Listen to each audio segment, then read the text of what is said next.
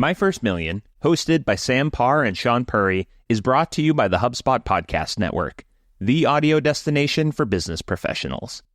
My First Million features famous guests like Alex Hormozi, Sophia Amoruso, and Hassan Minhaj, sharing their secrets for how they made their first million and how to apply their learnings to capitalize on today's business trends and opportunities. Sam and Sean recently sat down with Tim Ferriss to talk about his latest lifestyle experiments and how to spend a perfect 24 hours. You can find this episode and listen to My First Million wherever you get your podcasts.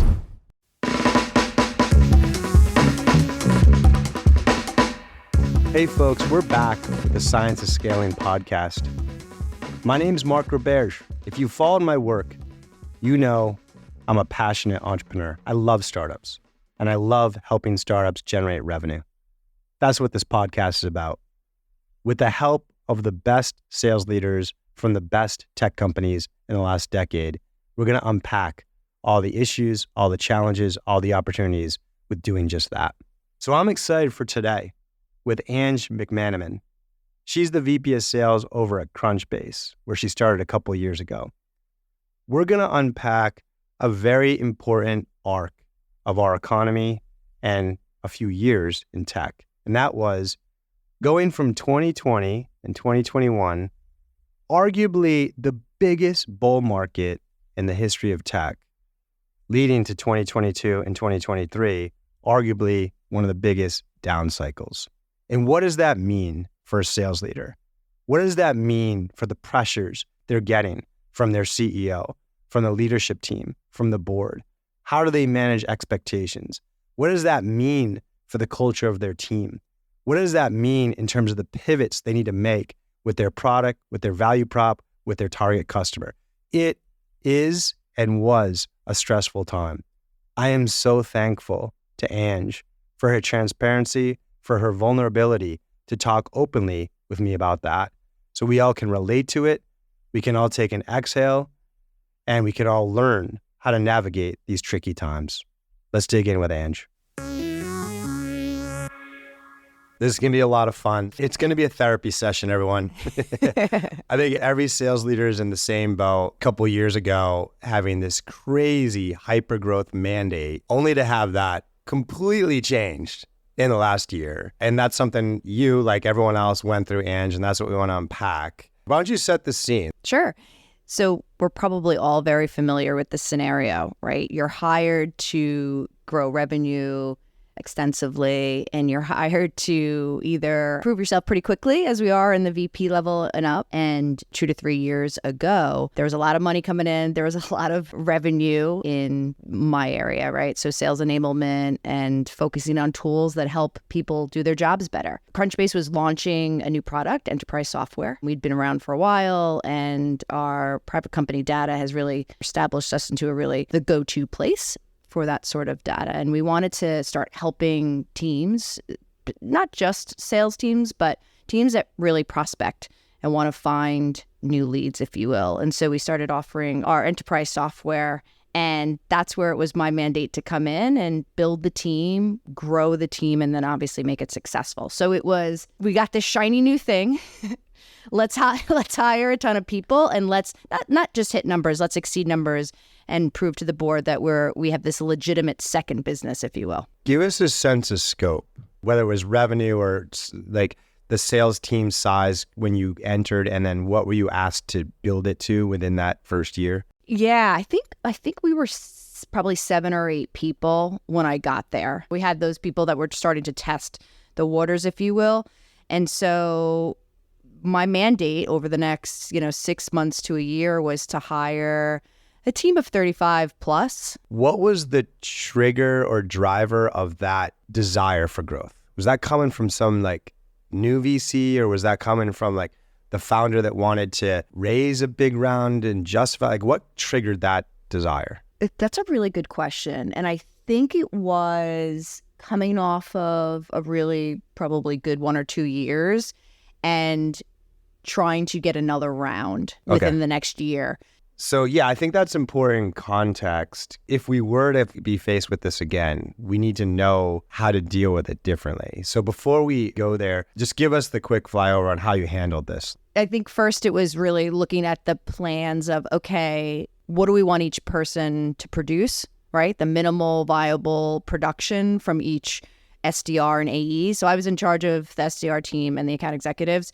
How were we going to build a really strong SDR team that was doing it? We had a good influx of inbound, but also like what was going to be our outbound motion. So quickly building and modeling out expectations and then hiring, right? Like balls to the wall, let's hire. Luckily, I had a really good internal recruiting team. We needed to hire the right people. It sounds cliche, but I really truly believe like getting those hires wrong or getting even one hire out of 5 wrong just really can hurt you in the long run. Hurts you with revenue. It hurts you with team morale. It hurts you with just building a cohesive unit. So that's what it looked like. It looked like a lot of interviews. It looked like a lot of debriefs back and forth and challenging my crew internally.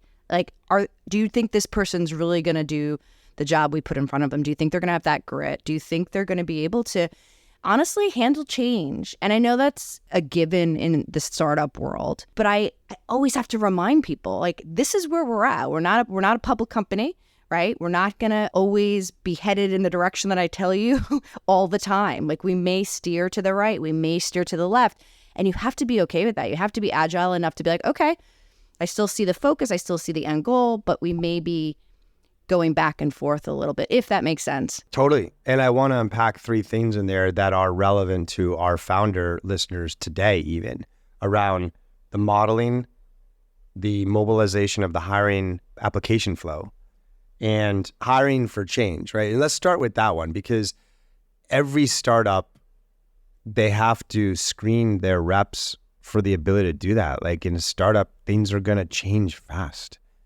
And they have to tolerate that. How do you interview for that? It's hard.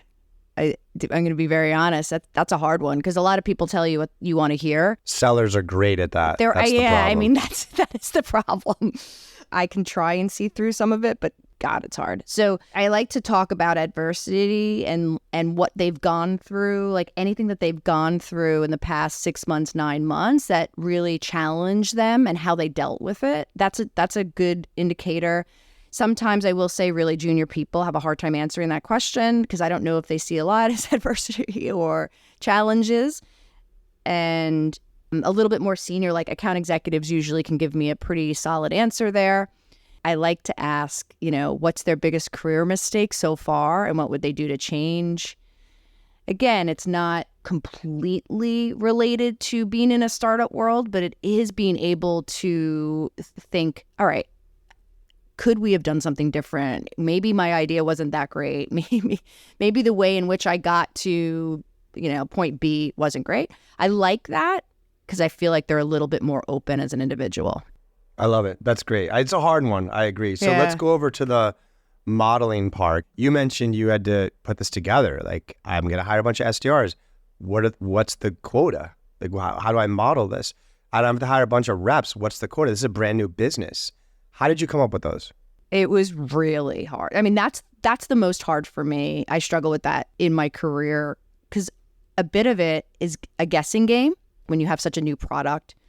So what we did was kind of looked at the team currently. So I did have a couple of SDRs. I did have a couple of account executives, and I kind of looked at their production. And that's without anything. That's without marketing, right? Like that's without a good sales process established. We kind of just took it from there, right? And said like, how can we grow? And if we get hire sales trainer, if we hire enablement, will that help us X percentage? So it was a bit of a guessing game with my CRO and our head of RevOps, and we just kind of sat through a lot of spreadsheets to just say, okay, this is what we want to go towards. It was probably not super conservative and super modest. It was probably right in the middle, which I think that was really fair for the board, for our CEO, and for us. Look, you already have the incredible pressure of hiring, getting the team, and then to have that double pressure of these extraordinary revenue. You're like it's just, then it becomes such a high stressed, cutthroat environment, and that's just not for me. And that was unusual, I would say. I think a lot of boards, CEOs, and sales leaders got caught up in the optimism and took on both the crazy hiring goal and the 50% increase in productivity per rep. So let's talk about, how did you all come to a not too conservative but not too aggressive number on those expectations? Did that come from the top and everyone was realistic, or was that more you pushing and managing up? It was me and my CRO. Luckily, I have a CRO that we have a really good communication line, and we're able to challenge each other in a way that's, I think, really healthy. Hey folks, just Mark here. Yeah, when I talk to peer CROs and I say, hey, have you ever had a CEO or a board approach you at the beginning of a year with a completely unrealistic target from a revenue standpoint? I mean, everyone's like, when has that not happened? It's really nice to hear Ange break this down for us, because we have to talk about how to manage up in that situation. And I like to do it, not surprisingly, through the data, right? So just having a report of like, okay, over the last 4 quarters, how many new salespeople did we add? And in order for me to hit this plan, how many do we have to add? I like to see 10 or 20% improvements. Like, we added 2 a quarter last year, now we're going to add 3. If it's 8, we have a problem. And what kind of demand gen do we have to produce? Like, we've historically produced 200 inbound leads a month, and we've historically produced, 75 qualified appointments per month.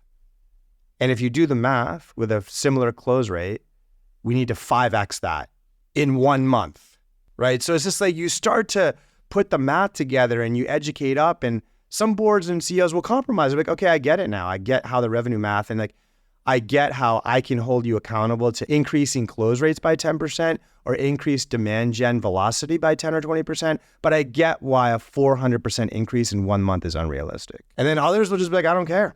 Snowflake did it, figure it out. And then you can just continue the education, come back after Q1, like, sorry, I missed by 10%. I want to break it down for you. We were supposed to go from adding 2 reps a month to 8 reps a month, and I was only able to add 5. And we were supposed to go from 200 inbound leads a month to 1,000 inbound leads a month, and we were only able to increase it to 600. I think once they see it framed in that perspective, it'll mitigate the risks of you being penalized for that and help them see what responsible scale looks like. All right, let's get back to Ange. I'm lucky to have a good kind of relationship where it's like, hey, can I hold off on hiring? I think I was like, let me hold off on the hiring these last 2 or 3 people. Let's just see what we can do over the next 30, 60 days. And I'm glad, because again, that we would have had a little bit harder of a fall if we just kept going. So that's one thing I think that I would take again when I go through this. I think we have to be a bit methodical in how we grow. So we set the stage and we reflect on a little bit on, how do we handle this next time when we're thrown a huge number and maybe even in a big tailwind market.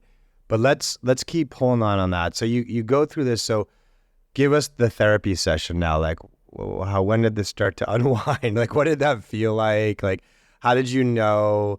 What did y'all have to do? Yeah, it's probably started at the end of last year, maybe a little bit, Q4, we've started to feel it. And this is not, I don't think. Like everybody. Yeah, exactly. And so, but that's the sad part, right? Part of it was out of our control, I think, just given the macroeconomic time. So we started to look at, should we reforecast for 2023?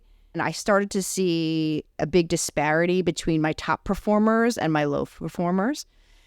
So at that point, last year we did get enablement and training. So I started to kind of focus on what any good sales leader would do and trying to get those, C+ players to be B+ or B players and trying to get a little bit more process implemented. And it was tough. So I think just given what was going on in the world, just how sales slowed so much and the world changed and more anxiety and stress and all that. And so we reforecasted for the year. We looked at, honestly, I'm always a big fan of spiffs. I don't know how you feel about them, but, just love them. Yeah. So like during the month or the quarter, whatever we needed to motivate and see how we can kind of keep people, rolling. Another thing, like on the flip side, we were seeing quite a bit of churn.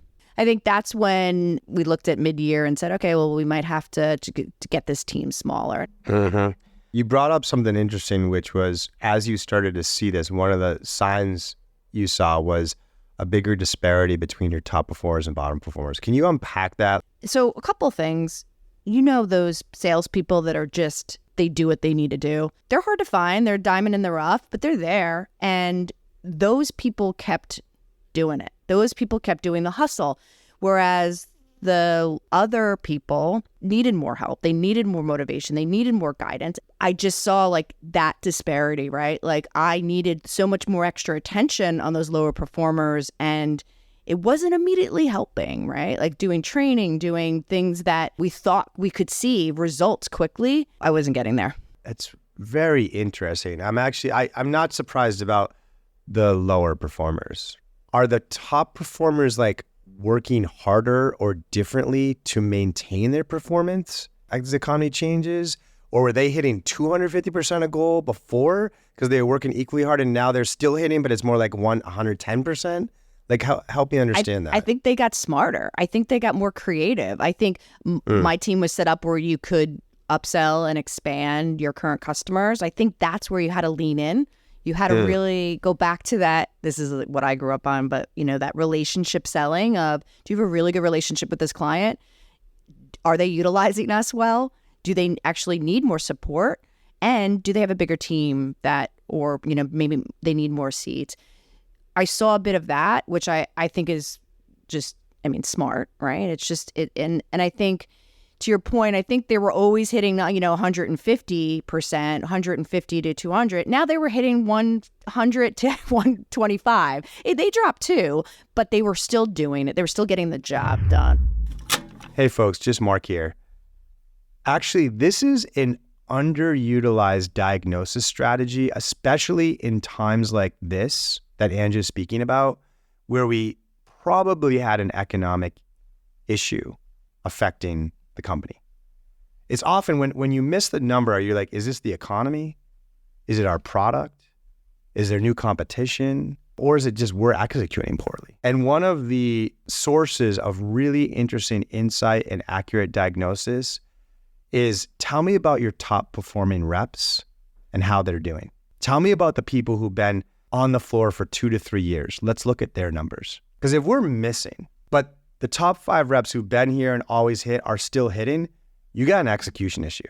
You haven't been hiring well. You're not feeding those new reps or enabling those new reps well. But if you have a handful of salespeople who've been hitting quarter after quarter after quarter for 2 or 3 years, and then all of a sudden, all of them this quarter are down by 80%, you have a macro condition. You have a new competitor. You have a product that's no longer competitive. You have a macroeconomic condition. Not a lot of boards and CEOs and COOs look at that as an accurate diagnosis of what's going on. And you see that with Ange. She saw a drop. Yeah, the top performers were still finding a way to hit, but they had fallen from 200% to 110%. Clearly there was something macro happening. All right, let's get back to her. That's kind of sales sometimes. We can give them tools, we can give them process, we can train and show them the way. But at the end of that time, they have to do it. And they have to do it in a way where it works for them. They're able to build trust. They're able to, get that commitment from somebody across the Zoom or across the way, right? Beautiful. My First Million, hosted by Sam Parr and Sean Purry, is brought to you by the HubSpot Podcast Network, the audio destination for business professionals. My First Million features famous guests like Alex Hermosi, Sophia Amoroso, and Hassan Minhaj, sharing their secrets for how they made their first million and how to apply their learnings to capitalize on today's business trends and opportunities. Sam and Sean recently sat down with Tim Ferriss to talk about his latest lifestyle experiments and how to spend a perfect 24 hours. You can find this episode and listen to My First Million wherever you get your podcasts. And so let's talk about spiffs for a second, because I think that's relevant to today. I think there's a lot of leaders out there that are like, I'm just looking for any sort of quick cultural motivator here. It's tough out there. How can we drive morale? How can we drive performance? And spiffs are great. How are you using them? I love spiffs. I try and ask my team what they want too. I think that's really, just to be inclusive, making sure I hear them on things that I'm not thinking of. We have a unlimited PTO policy, but I'm still a big fan of giving the team, like, just take the full day off. Don't worry about a thing. Even with our unlimited PTO, because it's been stressful in sales. We know that. It's been a tough year. And so having that extra time to themselves and just kind of taking a mental break, I think, is big.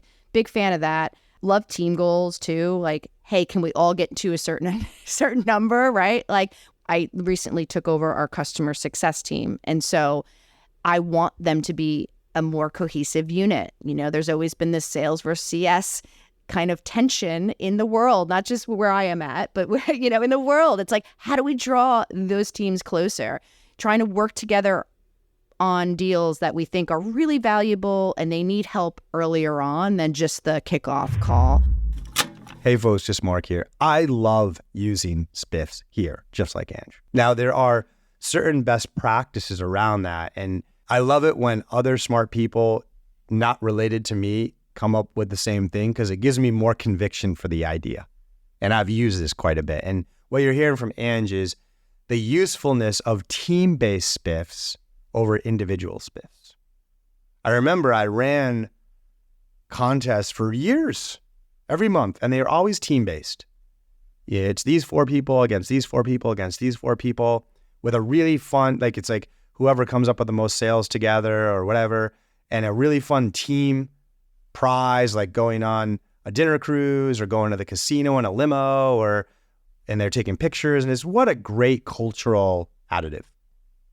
And the one month we ran an individual contest where the winning rep got $7,000 bonus was the 1 month we had, they cheated, backstabbing, like all this greed.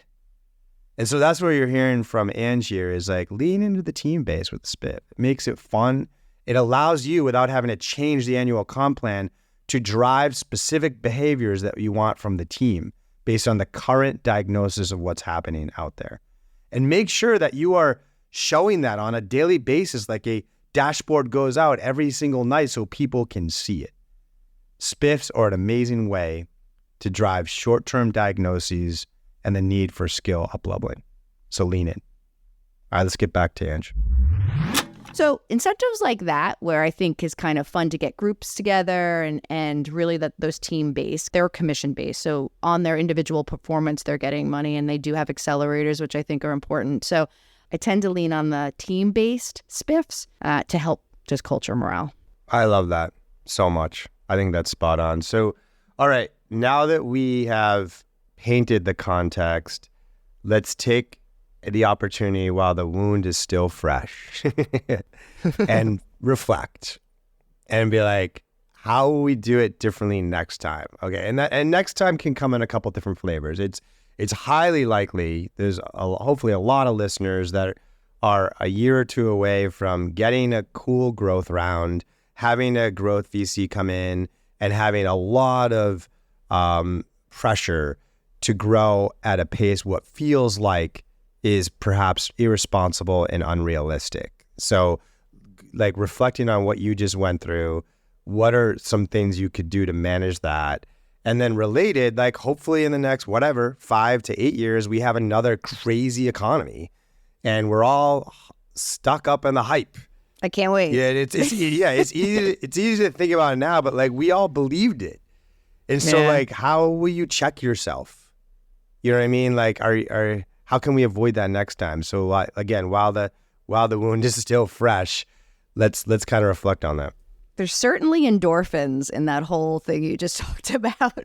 So that's where I think it's really hard, because you got to pull yourself out of it and do that reality check. So I would say hiring. So I've done this so many times that even through the craziness of the last 2 years, I would absolutely put the pedal to the metal on a hiring, but I would be very cognizant of who I'm hiring. I still would take the time to do proper interviews, like proper debriefs. I just wouldn't put that aside. And I know sometimes we're like, oh, let's just do, 30 minutes with 3 people. That'll save time.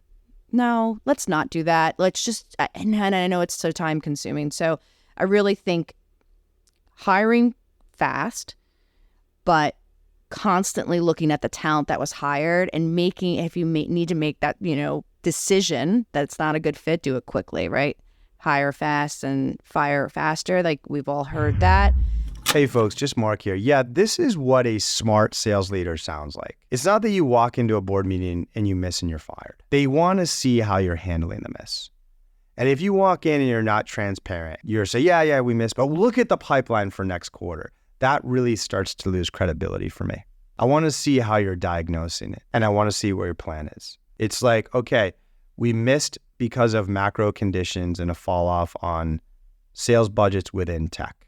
Let me show you why I know this, and let me show you the data that I'm using to come up with this. And so my plan, because we're 30% below plan in this coming quarter, is to redirect pipeline efficiency outside of tech to manufacturing, healthcare, and finance. And in fact, I have a mandate across the organization that 85% of new pipeline generation falls outside of tech. We're also doing a sales enablement process to understand the personas in these industries and how they're different from tech to mobilize our team. And I expect that to pop us up and recover in this coming quarter. That's what I want to see. I want to see a metrics-driven diagnosis and a strategy that gets at it that we can measure. Ange is doing a great job of showing this to us here. Let's get back to her.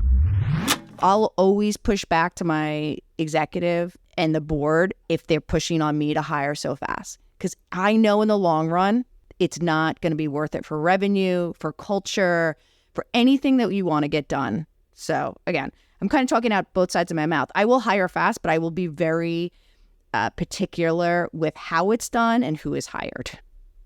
And before you go on from that, you mentioned push back on whoever, the CEO, the board. Coach the first-time leader on that narrative. Like literally the CEO's like, okay, when I make up the numbers here, we did 10 million last year. You need to give me a plan to get to 40. And the leader's sitting there be like, no way. And like, so is it just going back like you're crazy? No? Or is there a narrative that you can help that leader, root the conversation in so it comes off smart and there's reasoning behind it, there's evidence, whatever? How do you do that? Here's probably the 2 or 3 things that I would have a constructive conversation about. But one, I would just make sure that there are things going on in the product or being added that will help with that number. I can't just hire a bunch of salespeople and quadruple our efficiency metrics and get to a number. There has to be something good about the product. Exciting, sellable, stickiness, right? So you want to make sure that you're fully aware of the product roadmap. 2, you want to make sure that you've thoughtfully built the model that makes sense. So in that scenario you gave me, that's headcount. That's also probably a certain percentage of quota attainment going up and revenue coming in from certain individuals. Have you seen that? Has that been a trend over the last 3-6 months? If it is, great. Ride that trend and continue to keep pressing that up every quarter, every month. To that point, like any metric like that, make sure you're seeing movement there. That's a good conversation. That's good planning and modeling, right? If you haven't seen any increase in quota attainment over the last 3 months and you're trying to double it in 6 months, okay, what are you doing for that? Do you have an extensive training program coming in? Do you have one-on-one coaching scheduled every week? Like, how are you going to do that? And then the third thing, I probably just make sure you have a really great communication line with whomever your executive is. Hey, can we make sure you're giving me this mandate? Can we do a check-in every 30, 45 days just to, obviously keep me accountable, but also just to see if all the other things that we planned for are on track. And you could still commit to that 40 million, but with the understanding that there are things that are going to have to happen to get you there. That was great, Ange. Thank you. So now let's talk about running the team efficiently now. Something that's like very in the moment for a lot of our sales leaders out there is like, get more efficient. So you have all had to do that in the last year. What have you done? What's worked? What hasn't worked? What are you optimistic about trying in Q4 and Q1? Can you unpack that? Sure. So we have a much smaller team now, which I believe brings us a bit more closer. I'm trying to be even more transparent than I've ever been with all sorts of numbers for my SDR, my account executives, and my customer success team, just to make them feel like they're really part of the team. So I want the CS to know how the SDRs are measured, what they do on a day-to-day basis. I have them come into their call dissections because ultimately they are managing those people. And so trying to just, again, keep that cohesiveness with the small team, looking at all of the numbers, Mark, so what's our ACV, what's it's been doing, ACV's kind of been going up and down this year, and I want to just really try to get it on a trend, even if it's a small percentage every single month, just going up and to the right, going up. And why? How have we sold differently? Have we talked differently about the product? I think it's a really good time in our sales conversations to just, I've always been a huge fan of discovery. I think it's the most important part of the sales process. But now more than ever, I think it's having those real conversations on full team size, but team usage, right? It's okay if you don't give me your full team software seats. That's okay. Give me half your team. Let me show you what we can do, right? And let's really utilize it. And I'm okay with that. We've done the same on our end with sales tools, and I'm literally fine. I'd rather them be smaller and happier than have this large contract with us and miserable. So back to efficiency metrics, just on looking at how we can become more productive. So it's looking at how many of these calls are really going into the next stage. How many of our discovery calls are going into the demo, and why? We're trying to really pinpoint the reasons, and can we help that even in the qualification call? So win rate's obviously always top of mind, and activity I care about, but I trust my team so much. Trust that how they utilize their time every day is in the benefit of either a prospect or a customer. All right, and so that's not too big for me right now, but I do think that I'd rather pinpoint more of like how their calls are going than how many they're doing. Because it's not a quantity game anymore in a way. It's a quality game. Hey folks, just Mark here. This is a pothole that we should avoid from the beginning. We crushed it in the bull market. We sold the $70,000 ACV to the hot tech company. We knew they weren't going to use those seats. We knew it. We took them down. Now we're paying the price. And this is a pothole we always want to avoid. Yes, Warren Buffett and Wall Street all want to see increase in ACVs as a justification of your market power. However, be careful achieving that higher ACV in the opening contract. This is a huge pothole in SaaS, is we oversell up front because that's how reps are comped. And the buyer's like, I just want these 20 seats. And the seller's just good. And like, no, you got to buy all 60. And then 12 months later, renewal time, especially in a bear market, guess what's happening? Contraction of revenue. Yeah, they only need the 20 seats. So yes, increase ACVs, but don't do it in the opening contract. Do it through expansion as the customer needs it and as you've proved ROI. And the reason for this is the comp plan. Reps get paid more historically for the first sale and less on expansion. Don't do that. It's causing the bad behavior. In fact, pay them more for expansion, even if they're not involved. Take down what the customer needs today and set them up for success on expansion, and everybody's better off. Unfortunately, Ange and a lot of other companies are feeling the pain of that today, and it's a terrible thing to have to unwind. All right, let's go back to her.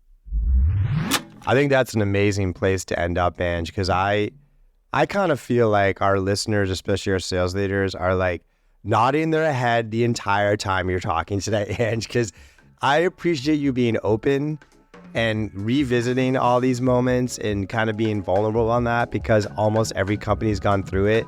I think it was a very important journey for all of us to learn from. Yeah. And I appreciate you coming on and dropping knowledge with us today, Ange. Thank you so much for having me. I had a lot of fun.